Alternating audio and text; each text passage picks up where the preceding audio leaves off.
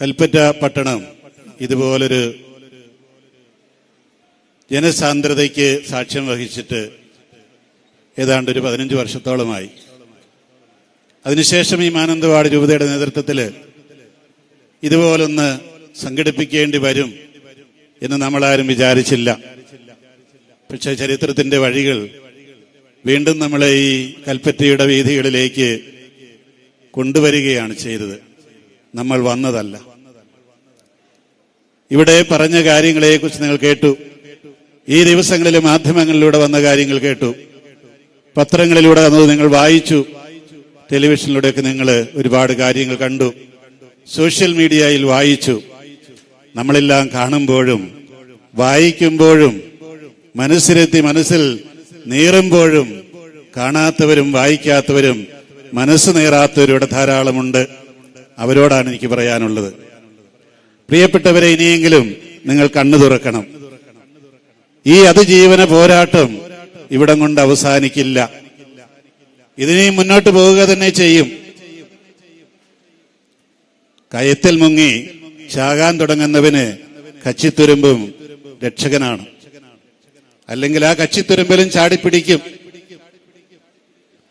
സ്വന്തം അപ്പനും അമ്മയും അല്ലെ മകനും മകളുമൊക്കെ കടുവയ്ക്കും ആനയ്ക്കൊക്കെ ഇരയായി തീരുമ്പോൾ കരയരുതെന്നാണ് ഈ വാർത്തകൾ കാണുന്നവർ പറയുന്നത്.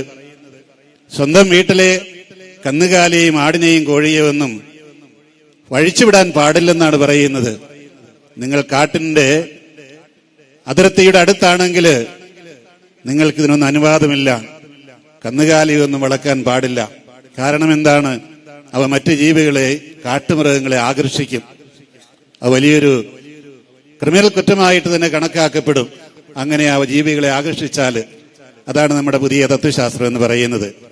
നമ്മുടെയൊക്കെ വോട്ട് നേടിയിട്ട് ഭരണതലങ്ങളിൽ കയറുന്നവർക്ക് പലപ്പോഴും ഇങ്ങനെയൊക്കെയാണ് തോന്നുക. കസേരയിൽ എത്തിക്കഴിയുമ്പോൾ അവിടെ എത്തിച്ചവരെ മറക്കുന്നൊരു സ്വഭാവമുണ്ട്. നമ്മുടെ ഇവിടെ ഇരിക്കുന്ന അലനും ചോദിച്ചൊരു കാര്യമുണ്ട് മന്ത്രിമാരോട്, ഇന്നലെ വന്നവരോട്, കേരളത്തിലെ മന്ത്രിമാരോട്. അല്ല, നിങ്ങളങ്ങ് കാട്ടിലേക്ക് പൊക്കൊള്ളൂ, ഞങ്ങളുടെ വോട്ടിന് നിങ്ങൾക്ക് വേണ്ടല്ലോ, അവരുടെ വോട്ട്, മൃഗങ്ങളുടെ വോട്ട് മതിയല്ലോ നിങ്ങൾക്ക്, അതുകൊണ്ട് അങ്ങ് ജയിച്ചാൽ മതി എന്ന് പറയുമ്പോൾ അതിന്റെ ഉള്ളിലൊരു നൊമ്പരമുണ്ട്. ഈ നൊമ്പരമാണ് നമ്മളെ ഇവിടെ ഈ കൽപ്പറ്റയുടെ വീഥികളിലേക്ക് കൊണ്ടെത്തിച്ചത് എന്ന് നമ്മൾക്കറിയാം. ഇതുപോലെ 1-2 പേരല്ല ഇന്നത്തെ ദീപിക പത്രത്തിന്റെ മുഖ പേജിൽ തന്നെ നിങ്ങൾ കണ്ടു കാണും എത്രയധികം പേരാണ് ഈ കഴിഞ്ഞ 3 വർഷം ഈ വയനാടും ഇതിന്റെ സമീപ ജില്ലകളിലും അതുപോലെ ഇടുക്കി ജില്ലയിലുമായിട്ട് മൃഗങ്ങൾക്ക് ഭക്ഷണമായി തീർന്നത്. ഏതാനും വർഷങ്ങൾക്ക് മുമ്പ് ബത്തേരിയടുത്ത് ചെട്ടിയാലത്തൂർ ഗ്രാമത്തില് നമ്മുടെ ഒരു ചെറുപ്പക്കാരനെ കടുവ തിന്നവന്റെ അവശേഷിച്ച ശരീരഭാഗം എന്തായിരുന്നു? കേവലം ഒരു കൈ മാത്രമായിരുന്നു. ആ കൈ നോക്കി കരയുന്ന അമ്മ, ആ അമ്മയുടെ കണ്ണീരൊരിക്കലും മറക്കാൻ കഴിയില്ല. ഈ അടുത്ത കാലത്ത് തന്നെ മറ്റൊരു മകൻ വാഗേരിയിൽ പ്രജീഷ്, അവന്റെ വീട്ടിൽ ചെന്ന് കരഞ്ഞു കലങ്ങിയിരിക്കുന്ന കണ്ണുമായിരിക്കുന്ന അമ്മ, ആ അമ്മയെ നമുക്ക് നോക്കിയിരിക്കാൻ പറ്റില്ല. അതുപോലത്തെ സങ്കടം വന്നു പോകും. പ്രിയമുള്ളവരെ, കഥകൾ ഞാൻ പറയുന്നില്ല, നിങ്ങൾക്കറിയാം. ഇനിയും നമ്മൾക്ക് മുന്നോട്ട് പോകാൻ കഴിയില്ല ഈ രീതിയിൽ. അതുകൊണ്ട് ഈ പത്രങ്ങളും വായിക്കാത്തവരും സോഷ്യൽ മീഡിയ വായിക്കാത്തവരും TV കാണാത്തവരുമായിട്ടുള്ള നമ്മുടെ ഭരണകർത്താക്കളോടാണ് എനിക്ക് പറയാനുള്ളത്. ഇനിയും ഈ കൽപ്പറ്റയിൽ ഇതുപോലെ വരാനായിട്ട് ഞങ്ങളെ നിർബന്ധിക്കരുത്. നിങ്ങൾ ഒരുപക്ഷെ കൽപ്പറ്റയിലൂടെ ആയിരിക്കില്ല ഇനി വരുന്നത്. അതാണ് അതിന്റെ പ്രശ്നം. അതുകൊണ്ട് തന്നെ ബന്ധപ്പെട്ടവര് കണ്ണു തുറന്ന് വേണ്ടത് ചെയ്യുമെന്ന് ഞാൻ കരുതുകയാണ്. ഈ 2-3 ദിവസങ്ങളിലായിട്ട് നമ്മുടെ അധികാരികളെയൊക്കെ മിക്കവാറും ഞാൻ കണ്ടു. നമ്മുടെ ബഹുമാനനായ കേരള ഗവർണർ, അദ്ദേഹം വയനാട്ടിൽ വന്നു. കടുവയുടെയും ആനയുടെയും ഒക്കെ ആക്രമണത്തിൽ കൊല്ലപ്പെട്ടവരുടെ വീടുകൾ സന്ദർശിച്ചു, അവരെ ആശ്വസിപ്പിച്ചു. ഇന്നലെ കേരളത്തിലെ മന്ത്രിമാര് വന്നു, അവരും ഇതുപോലെയൊക്കെ കുറെയൊക്കെ ചെയ്തു. ഇന്ന് കേന്ദ്രത്തിലെ ബഹുമാനപ്പെട്ട വനം വന്യജീവി പരിസ്ഥിതി മന്ത്രി വന്നു. അദ്ദേഹത്തെ ഇവരെല്ലാം ഞാൻ കണ്ട് സംസാരിച്ചു. എന്നോടൊപ്പം നമ്മുടെ രാഷ്ട്രീയകാര്യ സമിതി അംഗങ്ങളും PR ഗ്രൂപ്പ് അംഗങ്ങളും എല്ലാം ഉണ്ടായിരുന്നു. എല്ലാം വളരെ വിശദമായിട്ട് പറഞ്ഞു. എല്ലാവരും തന്നെ, പ്രത്യേകിച്ച് നമ്മുടെ ഗവർണർ വളരെ സഹതാപൂർവമാണ് നമ്മുടെ എല്ലാ ആവശ്യങ്ങളും കേട്ടത്. അദ്ദേഹം പറഞ്ഞു, പേടിക്കേണ്ട, ഞാൻ നിങ്ങളോട് കൂടെയുണ്ട്. നിങ്ങൾ എന്തെങ്കിലും ആവശ്യമുണ്ടെങ്കിൽ എന്റെ സെക്രട്ടറിയെ വിളിക്കുക, അദ്ദേഹത്തിന്റെ ഇമെയിലും ഫോൺ നമ്പറും എല്ലാം തന്നിട്ടാണ് പോയത്. വേണമെങ്കിൽ ഞാൻ നിങ്ങളെ രാജ്ഭവനിൽ വെച്ച് കാണാമെന്ന് പറഞ്ഞു. അതുപോലെ തന്നെ ഇന്നലെ വന്ന മന്ത്രിമാര് അവര് മുഖ്യമന്ത്രിയുമായിട്ട് ഒരുമിച്ചിരുന്നെടുത്ത തീരുമാനങ്ങളൊക്കെ വായിച്ചു, ഞങ്ങളെ അറിയിച്ചു. ഏതാനും ചില കാര്യങ്ങളൊക്കെ ഞങ്ങളും അവരോട് പറഞ്ഞു. ഇന്ന് ബഹുമാനപ്പെട്ട കേന്ദ്രമന്ത്രി വന്നു. ഏതാണ്ട് ഒരു 20 മിനിറ്റോളം അദ്ദേഹമായിട്ട് 20-25 മിനിറ്റ് ഞങ്ങൾ സംസാരിച്ചു. എല്ലാ കാര്യങ്ങളും പറഞ്ഞു. നമുക്കറിയാം, പറഞ്ഞാൽ ഉടനെ തന്നെ അവർക്ക് ചെയ്യാൻ പറ്റില്ല, അതിന് പരിമിതികളുണ്ട്. പക്ഷേ എല്ലാവരും തന്നെ നമ്മളോട് സഹതാപൂർവമായിട്ടുള്ള ഒരു സമീപനം സ്വീകരിച്ചു. അതിനൊക്കെ ഫലമുണ്ടാവുമെന്ന് ഞാൻ കരുതുകയാണ്. അതിനെല്ലാം അവസരം തന്ന ബഹുമാനപ്പെട്ട മന്ത്രിമാർക്കും ബഹുമാനപ്പെട്ട ഗവർണർക്കും ഒക്കെ നന്ദി പറയാൻ കൂടി ഈ വേദി ഉപയോഗിക്കുകയാണ്. ഇനി അങ്ങോട്ട് നമുക്കിത് നിർത്താൻ പാടില്ല. നമ്മളിങ്ങനെ നിരന്തരം പറഞ്ഞുകൊണ്ടേയിരിക്കണം. കാരണം കരയുന്ന കുഞ്ഞിനെ പാലുള്ളൂ. മറ്റൊരു കാര്യം എനിക്ക് പറയാനുള്ളത്, നമ്മളെയൊക്കെ പലപ്പോഴും ആളുകൾ കാണുന്നത്, പുറമേയുള്ളവർ കാണുന്നത് കുടിയേറ്റക്കാരല്ലെങ്കിൽ കയ്യേറ്റക്കാരായിട്ടാണ്. ഇവിടെയുള്ള കാടുകളെല്ലാം നമ്മൾ കയ്യേറിയെന്നാണ് പറയുന്നത്. ഞാൻ ഇന്നലെ മന്ത്രിമാരോട് ചോദിച്ചൊരു കാര്യമുണ്ട്, നിങ്ങൾ വിശ്വസിക്കുന്നുണ്ടോ ഞങ്ങൾ കാട്ടിനകത്തേക്ക് കയറിയതാണോ അതോ കാട് ഞങ്ങളുടെ അടുത്തേക്ക് കയറിയതാണോ ഞങ്ങളുടെ പറമ്പിലേക്ക്? ഒരുപക്ഷെ നിങ്ങൾക്ക് കഥകൾ അറിയില്ലായിരിക്കാം. ഞാൻ പറഞ്ഞതുകൊണ്ട് ഈ കഥകൾ നിങ്ങൾ കേൾക്കണം. എങ്ങനെയാണ് ഈ കാട് നമ്മുടെ അടുത്തേക്ക് വന്നത്? നമ്മളാരും അങ്ങോട്ട് കയറിയിട്ടല്ല. ഇവിടെ നമ്മളൊക്കെ വന്ന് വലിയ ഭൂവുടമകളുടെ കയ്യിൽ നിന്നാണ് സ്ഥലം വാങ്ങിയത്. 100, 200, 300, 500 ഒക്കെ ഉണ്ടായിരുന്നവരുടെ കയ്യിൽ നിന്ന് ഒരുപക്ഷെ 10, 15 ഏക്കറൊക്കെ നമ്മൾ വാങ്ങിച്ചു കാണും. പിന്നീട് ഭൂപരിഷ്കരണ നിയമം വന്നപ്പോൾ എന്ത് പറ്റി? ഈ ഭൂവുടമകളുടെ സ്ഥലങ്ങൾ മുഴുവൻ ലാൻഡ് സീലിംഗിന്റെ പേരിൽ 15 ഏക്കർ മാത്രം കൊടുത്തിട്ട് ബാക്കിയെല്ലാം സർക്കാർ ഏറ്റെടുത്തു. എന്തിനു വേണ്ടിയിട്ടാണ് സർക്കാർ ഏറ്റെടുത്തത്? ഭൂരഹിതരായിട്ടുള്ള നമ്മുടെ സാധുക്കൾക്ക് കൊടുക്കാൻ വേണ്ടിയിട്ടാണ്. പക്ഷെ സാധുക്കൾക്ക് 1 ഇഞ്ച് ഭൂമി പോലും കിട്ടിയില്ല. ഭൂമി കിട്ടി ആർക്കാണത്? വനം വകുപ്പിന്റെ കയ്യിലേക്ക് കൊടുത്തു. അത് മുഴുവൻ കാടാക്കി മാറ്റി കഴിഞ്ഞപ്പോഴാണ് അതിന്റെ വശങ്ങളിൽ, അതിന്റെ നടുക്കൊക്കെ ഭൂമി വാങ്ങിച്ചിരുന്ന ഇവിടുത്തെ കർഷകന്റെ ഭൂമി കാട്ടിന്റെ സമീപത്തായത്. ആദ്യം അവിടെ കാട്ടുജീവികള്, വന്യമൃഗങ്ങളില്ലായിരുന്നു. ഈ ഏറ്റെടുത്ത ഭൂമികളെല്ലാം വനംവകുപ്പിന്റെ കയ്യിലായി കഴിഞ്ഞപ്പോൾ കാട്ടുജീവികൾ വളരാൻ തുടങ്ങിയവര്. ആ ജീവികളാണ് നമ്മുടെയൊക്കെ പറമ്പിലേക്ക് വരും. ഞാൻ ആ മന്ത്രിമാരോട് ചോദിച്ചതാണ്, ഇനി നിങ്ങൾ പറ, ആരാണ് കാട്ടിലേക്ക് ഞങ്ങൾ കയറിയോ കാട് ഞങ്ങളിലേക്ക് കയറിയോ? അതിന്റെ ഉത്തരവാദികൾ ആരാണ്? ഇവിടെ ആരാണ് ഈ കാട് വെട്ടിത്തെളിച്ചത്? ഇവിടെ ആമുഖത്തിൽ പറയുന്നത് നിങ്ങൾ കേട്ട് കാണും. നമ്മളാരുമല്ല സഹോദരങ്ങളെ ഈ കാട് വെട്ടിത്തെളിച്ചത്. ആയിരക്കണക്കിന് ഏക്കർ തേക്ക് കൃഷി നടത്തിയത്, യൂക്കാലി കൃഷി നടത്തിയത്, സെന്ന കൃഷി നടത്തിയത് മാറി മാറി വന്ന ഇവിടുത്തെ സർക്കാരുകളാണ്. ഇന്ന് നിങ്ങൾ കാട്ടിൽ കയറിയേക്കാണ്. അവിടെ കാട് മാത്രം കാണില്ല, മറ്റെന്തൊക്കെയോ കാണും.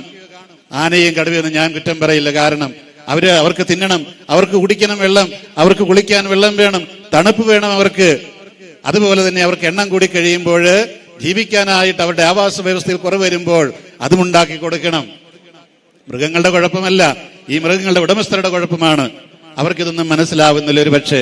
അപ്പോൾ നമ്മുടെ ഭൂമിയിലേക്ക് ഇറങ്ങുന്ന ആ മൃഗങ്ങളെ നമ്മളൊന്ന് പടക്കമെറിഞ്ഞു കഴിഞ്ഞാൽ പറയുന്ന എന്താണെന്ന് അറിയാമോ? ആനയുടെയും കടുവയുടെയും സൈക്കോളജി അടിഞ്ഞു കൊടുത്തേ. സൈക്കോളജി അറിയാത്തത് കൊണ്ടാണ് നിങ്ങൾ അതിനെ കല്ലെറിയുന്നത്. കല്ലെറിഞ്ഞു കഴിഞ്ഞാൽ അത് നിങ്ങളെ ഉപദ്രവിക്കുന്ന അറിഞ്ഞുകൂടെ? ഞാൻ ചോദിച്ചത്രയേ ഉള്ളൂ.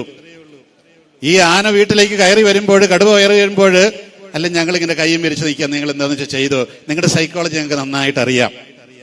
പ്രിയപ്പെട്ടവരെ, ഈ ആനയുടെ സൈക്കോളജി, കടുവയുടെ ഒക്കെ സൈക്കോളജി ഈ പണ്ഡിതന്മാരെക്കാൾ കൂടുതലായിട്ട് അറിയാവുന്നവരാണ് ഈ വയനാട്ടിലെ കർഷകര്. ആ ജീവികളുമായിട്ട് ഈ അടുത്ത കാലം വരെ ഇവിടെ ഒരു പ്രശ്നവും ഉണ്ടായിട്ടില്ല. ഈ കാട്ടിലൊക്കെ ധാരാളം ആനകളും കടുവകളും ഉണ്ടായിരുന്നു. പക്ഷെ ഇന്ന് എന്തുകൊണ്ട് അവരക്രമകാരികളായി? അതിന്റെ കാരണം മറ്റൊന്നുമല്ല, അവർക്ക് ജീവിക്കാൻ ആവശ്യമായ സ്ഥലങ്ങളില്ല.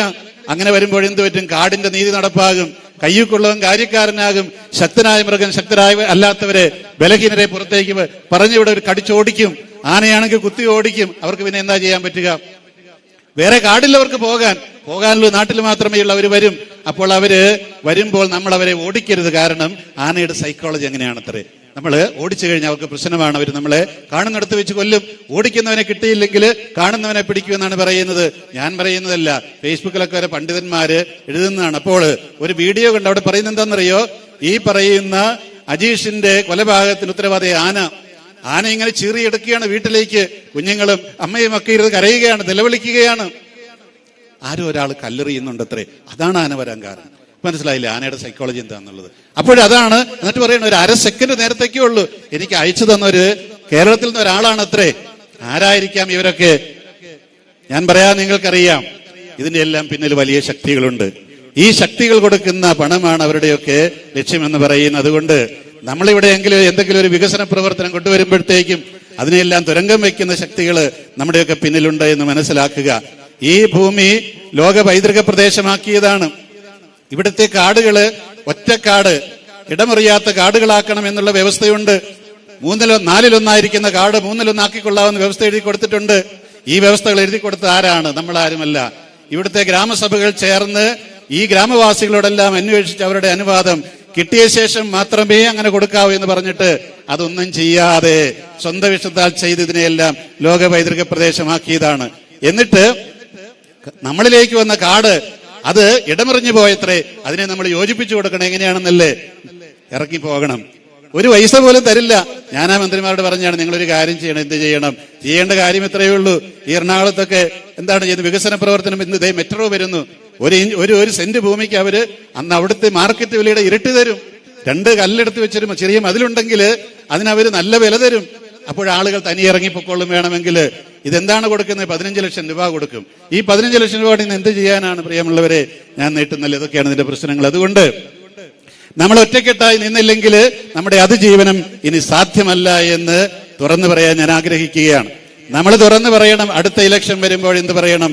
നിങ്ങളുടെ പ്രകടന പത്രികയിൽ നിങ്ങൾക്ക് ഞങ്ങളുടെ ഈ പറയുന്ന ഡിമാൻഡുകൾ ഉൾപ്പെടുത്താൻ കഴിയുമോ? അങ്ങനെ ഏത് പാർട്ടി ഉൾപ്പെടുത്തുന്നുവോ അവർക്ക് മാത്രമേ ഞങ്ങൾ വോട്ട് ചെയ്യുകയുള്ളൂ. എല്ലാ രാഷ്ട്രീയ പാർട്ടികളും പറയണം. എന്നിട്ട് എന്ത് ചെയ്യണം? ഉൾപ്പെടുത്തിയാൽ മാത്രം പോരാ. 6 മാസം കഴിയുമ്പോൾ നമ്മളൊരു ഓഡിറ്റ് നടത്തണം. എന്ത് ഓഡിറ്റ്? ഞങ്ങൾ പറഞ്ഞൊക്കെ നിങ്ങൾ ചെയ്യാനായിട്ട് ശ്രമിക്കുന്നുണ്ടോ? നിയമത്തിൽ മാറ്റങ്ങൾ വരുത്തുന്നുണ്ടോ? ജനാധിപത്യത്തിന് കൊടുക്കേണ്ട വില എന്ന് പറയുന്നത് നമ്മുടെ നിതാന്ത ജാഗ്രതയാണ്. ഇത് രാജഭരണമല്ല, പ്രജാഭരണമല്ല, പ്രജകളുടെ ഉന്നതിയൊന്നും അല്ല. അത് രാജാവിന്റെ കാര്യം അങ്ങനെയായിരിക്കാം. പക്ഷേ ജനാധിപത്യത്തിൽ വോട്ടിനാണ് ശക്തി. ജനാധിപത്യത്തിൽ കരയുന്നവനെ പാലുള്ളൂ. ജനാധിപത്യത്തിൽ നിതാന്ത ജാഗ്രതയുള്ളവന് മാത്രമേ കാര്യങ്ങൾ നേടിയെടുക്കാൻ, അവകാശങ്ങൾ നേടിയെടുക്കാൻ കഴിയുള്ളൂ. ഞാൻ നിർത്തുകയാണ്. ഇന്ന് ഇത്രയും പേരോട് വന്നതിലുള്ള എന്റെ സന്തോഷവും നന്ദിയും അറിയിക്കുകയാണ്. ബഹുമാനപ്പെട്ട വികാരിച്ചന്മാര്, സന്യാസ സഹോദരങ്ങള്, നമ്മുടെ AKCC അതുപോലെയുള്ള മറ്റ് സംഘടനകള്, ഇവിടെ പറഞ്ഞ Subhashan sir, Johnson sir, Palamparambu sir, ഇവരെല്ലാം ഇതിന്റെ മുമ്പില് അണിനിരുന്നവരാണ്. അവരുടെ അത്യധ്വാനം, ബഹുമാനപ്പെട്ട അച്ഛന്മാരുടെ അത്യധ്വാനം, സന്യസ്തരുടേത്, നിങ്ങളെല്ലാവരുടെയും പ്രത്യേകമായിട്ട് ഞാൻ മാധ്യമ പ്രവർത്തകരെ ഓർക്കുകയാണ്. ഈ ദിവസങ്ങളിൽ നല്ല കവറേജ് നിങ്ങൾ കൊടുത്ത് നിങ്ങളെ പ്രത്യേകമായിട്ട് നന്ദിയോടെ ഓർക്കുന്നത് പോലെ ഈ നാടിനു വേണ്ടി നിങ്ങളുടെ സേവനം ഇനിയും പ്രതീക്ഷിക്കുന്നു. ഏവർക്കും എല്ലാവിധ ആശംസകൾ നേരുന്നു. ഒന്നിച്ച് നമുക്ക് മുന്നേറാം. നമ്മൾ പരാജയപ്പെടില്ല. നമ്മളെല്ലാം ഒറ്റക്കെട്ടാണ്. ദൈവം നിങ്ങളെ അനുഗ്രഹിക്കട്ടെ.